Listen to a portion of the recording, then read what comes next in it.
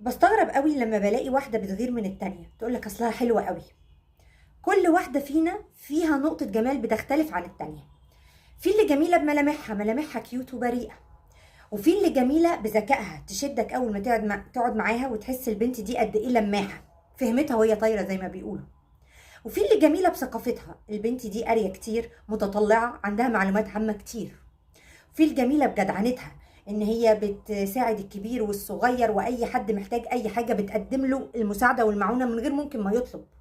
وفي اللي جميلة بشياكتها وتناسقها للالوان، اللبس مع الشوز مع الاكسسوري تنطق الطقم مهما كان تكاليفه بسيطة. وفي اللي جميلة يعني بايه، بشخصيتها، شخصيتها كده بمجرد ما تدخل اي مكان شخصية اجتماعية ومحبوبة وروحها حلوة تخطف الانظار.